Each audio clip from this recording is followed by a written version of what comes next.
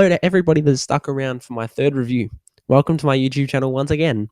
For everybody that has been watching at home, at school, at work, in the toilet, or wherever you could have been, maybe even in space after seeing this, this is Kiers Reviews. This is my review of the new space thriller based on Neil Armstrong's life, First Man. Control is degrading. Slow your rate. Do you read? Neil.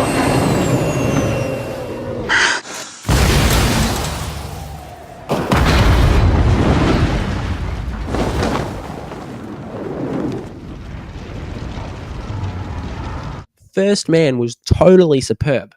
Everything seemed to be on point.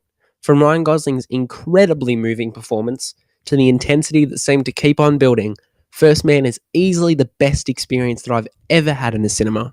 I could never ever praise anybody's performance higher than how Ryan Gosling played with my emotions through this, like a rag doll with an infant. First Man really knew how to produce an accurate and enjoyable real-life story of a vital point in history, the first man on the moon. First off, Ryan Gosling hasn't had a better performance in a film since 2007's Lars and the Real Girl.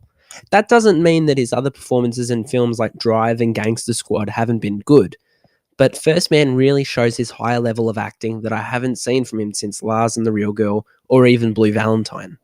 This film literally has no spoilers at all, as all of it is well-known fact. But the scene after his 3-year-old daughter dies and after a funeral he goes to the garage and breaks down broke me. It was such a great, emotional and upsetting scene that really proved to me that Gosling should never be discarded as a great actor. It seems to me that his portrayal of Neil Armstrong could be a Best Actor contender at the Oscars this year against Rami Malek's portrayal of Freddie Mercury that is yet to be seen in Bohemian Rhapsody coming out in November. He's okay, Jan. I need you to go home. Fine. Turn the box back on. I'll see what I can do. Now, turn the box back on. Now. Well, there's security protocol. Well, I don't give a damn. I've got a dozen cameras on my front lawn, Deke. Do you want me telling them what's going on? Jen, you have to trust us. We've got this under control. No, you don't.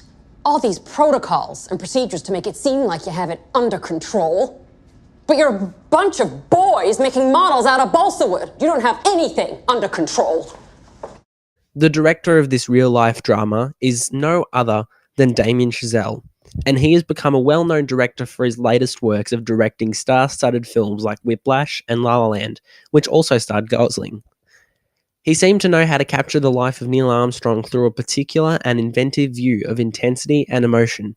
It was such a vital moment in history when man walked on the moon, and if a moment as important as this is done wrong, it really stuffs up the whole review of this movie. The score added to the intensity of the film, and that's what Damien Chazelle seemed to focus on. He knew when to have prolonged silences in order to fully embrace the scenes unfolding on the screen, and when to have loud music going to provide a sense of excitement and beauty into a real-life story. Any other director might have done this really wrong, but thank God Damien Chazelle was here to do it perfectly right. Do you think you're coming back? We have a real confidence in the mission, and there are some risks, but we have every intention of coming back. But you might not.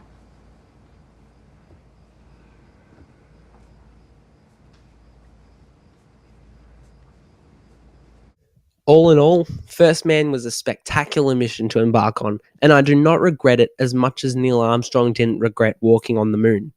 Damien Chazelle knew exactly how to reenact Neil Armstrong through Ryan Gosling with an amazing score, wonderful performances, and easily creating the best experience ever to have in a cinema.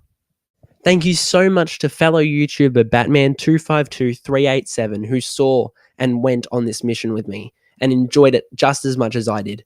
Be sure to follow and subscribe to his channel as he is an amazing bloke and creates enjoyable gameplay videos from some memorable games like the new Call of Duty Black Ops 4 and maybe a lesser known Warframe. First Man was truly a must-see in the cinema, and the higher the cinema quality, the more you'll enjoy this. If you'd like to throw up, go see this in 4D, or if you'd like to experience this in its entirety without throwing up, go see it in IMAX, as every second of this will purely blow you away. Without anything more to say, I'm giving First Man a well-earned 10 out of 10. Thank you so much for watching. What did you think of First Man?